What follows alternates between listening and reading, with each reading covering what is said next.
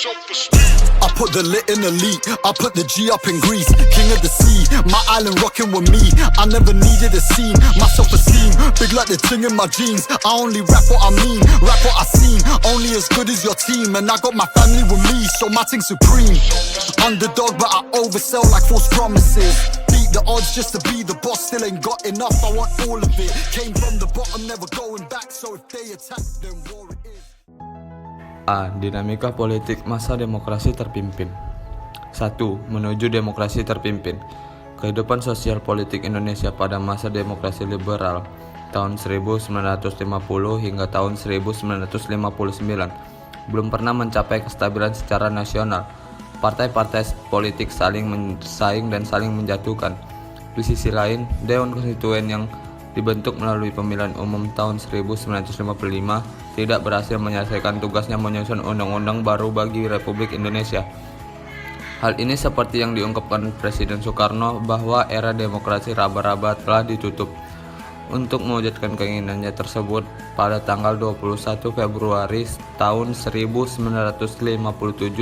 di hadapan para tokoh politik dan tokoh militer menawarkan konsepsinya untuk menyelesaikan dan mengatasi krisis-krisis kewibawaan pemerintah yang terlihat dari jatuh bangunnya. Dalam konsepsinya, Presiden Soekarno menghendaki dibentuknya kabinet berkaki empat, yaitu koalisi yang anggotanya terdiri dari wakil-wakil PNI, Masyumi, NU, dan PKI. Lebih jauh, Presiden Soekarno juga menekankan bahwa demokrasi liberal yang dibentuk saat itu merupakan demokrasi impor yang tidak sesuai dengan jiwa dan semangat bangsa Indonesia. Untuk itu, ia ingin menggantikan dengan suatu demokrasi yang sesuai dengan kepribadian bangsa Indonesia, yaitu demokrasi terpimpin. Demokrasi terpimpin sendiri merupakan suatu sistem pemerintahan yang ditawarkan Presiden Soekarno pada Februari tahun 1957. Demokrasi terpimpin juga merupakan suatu gagasan pembaruan kehidupan politik, kehidupan sosial, dan kehidupan ekonomi.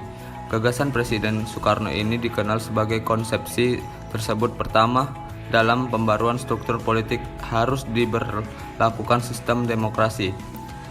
Demokrasi terpimpin yang didukung oleh ketentuan-ketentuan yang mencerminkan aspirasi masyarakat secara seimbang.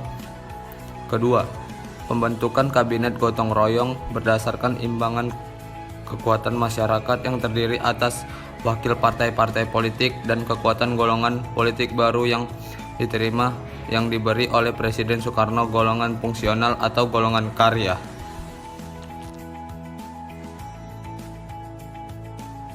Upaya untuk maju demokrasi terpimpin telah dirintis oleh Presiden Soekarno sebelum dikeluarkan dekret Presiden 5 Juli tahun 1959.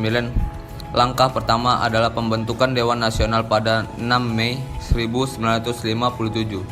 Sejak itu, Presiden Soekarno mencoba mengganti sistem demokrasi parlementer yang membuat pemerintahan tidak stabil dengan demokrasi terpimpin.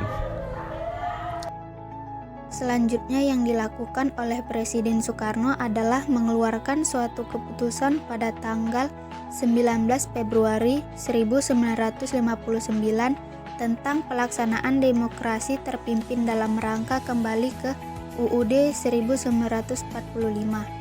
Keputusan ini pun kemudian disampaikan Presiden Soekarno di hadapan anggota DPR pada tanggal 2 Maret 1959. Karena yang berwenang menetapkan UUD adalah Dewan Konstituante. Presiden juga menyampaikan amanat terkait kembali ke UUD 1945 di hadapan anggota Dewan Konstituante pada tanggal 22 April 1959. Amanat Presiden Soekarno yaitu dalam amanatnya Presiden Soekarno menegaskan bahwa bangsa Indonesia harus kembali kepada jiwa revolusi dan mendengarkan amanat penderitaan rakyat. UUD 1945 akan menjadikan bangsa Indonesia sebagai sebuah negara kesatuan. Untuk itu, Presiden Soekarno kemudian meminta anggota Dewan Konstituante untuk menerima UUD 1945 apa adanya tanpa perubahan dan menetapkannya sebagai UUD RI yang tetap. Pada keesokan harinya, tanggal 3 Juni 1959, Dewan Konstituante mengadakan reses yang akhirnya untuk selamanya, untuk mencegah munculnya akses-akses politik sebagai akibat ditolaknya usulan pemerintah untuk kembali ke UUD 1945 oleh Dewan Konstituante. Kepala Staf Angkatan Darat atau KSAD selaku penguasa perang pusat atau Perpu. A.H. Nasution atas nama pemerintah mengeluarkan larangan bagi semua kegiatan politik yang berlaku mulai tanggal 3 Juni 1959 pukul 6 pagi. Pada tanggal 3 Juni 1959, Presiden Soekarno memanggil Ketua DPR M.R. Sartono, Perdana Menteri I.R. Juanda, para menteri, pimpinan TNI, dan anggota Dewan Nasional atau Roslan Abdul Ghani dan Mohyamin, serta Ketua Mahkamah Agung M.R. Wirjono Rajodikoro untuk mendiskusikan langkah yang harus diambil.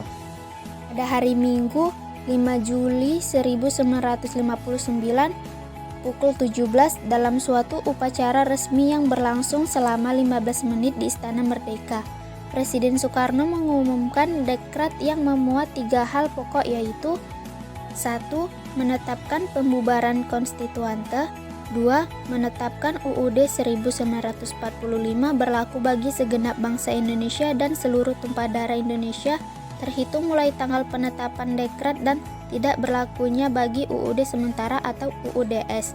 3. Pembentukan MPRS yang terdiri atas anggota DPR ditambah dengan utusan-utusan dan golongan, serta pembentukan Dewan Pertimbangan Agung Sementara atau DPAS.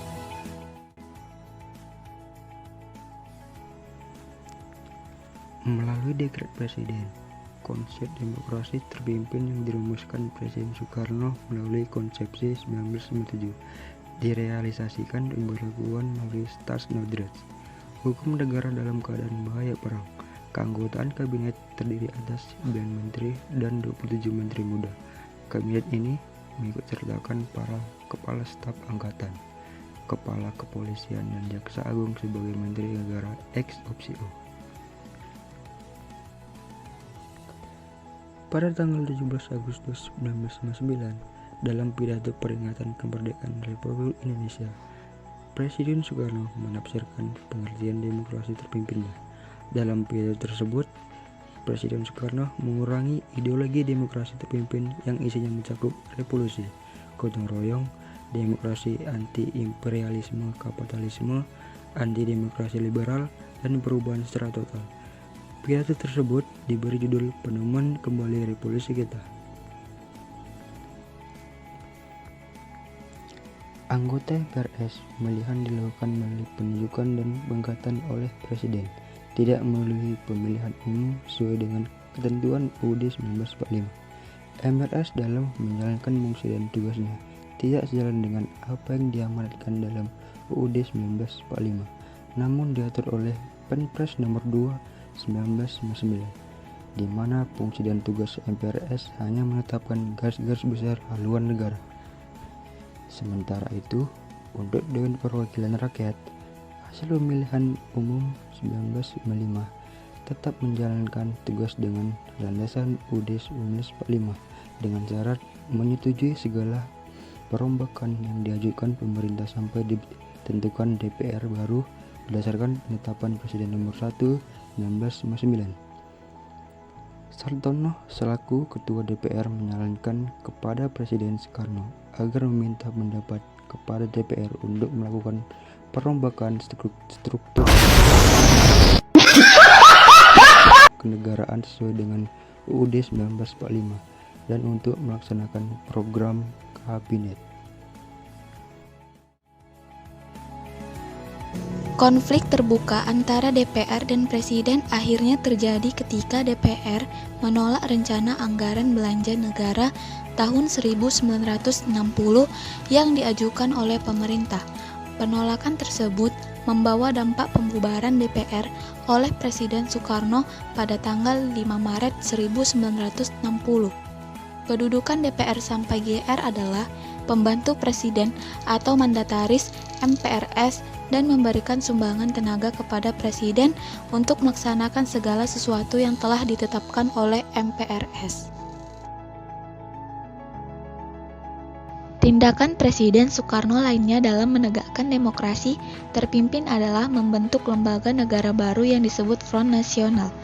Langkah Presiden Soekarno lainnya adalah melakukan regrouping kabinet berdasarkan Ketetapan Presiden Nomor 94 Tahun 1962 tentang pengintegrasian lembaga-lembaga tinggi dan tertinggi negara dengan eksekutif, MPRS, DPR-DR, DPA, Mahkamah Agung, dan Dewan Perancang Nasional dipimpin langsung oleh Presiden.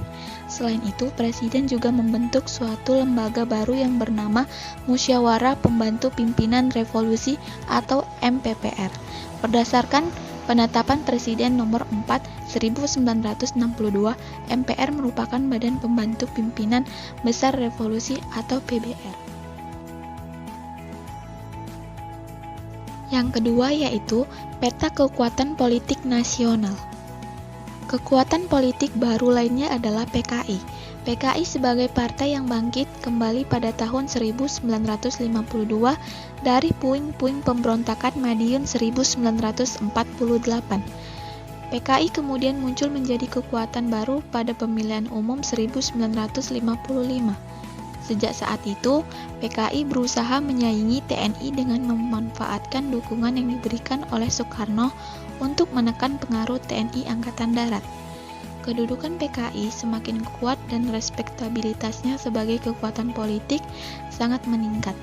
PKI terus meningkatkan kegiatannya dengan berbagai isu yang memberi citra kepada PKI sebagai partai paling monopolis dan pendukung Presiden Soekarno yang paling setia. Pada akhir tahun 1964, PKI disudutkan dengan berita ditemukannya dokumen rahasia milik PKI tentang resume program kegiatan PKI di USA ini. Kemudian tersebut menyebutkan bahwa PKI akan melancarkan perebutan kekuasaan. Tujuan politik PKI di sini adalah menguasai desa untuk mengapung kota.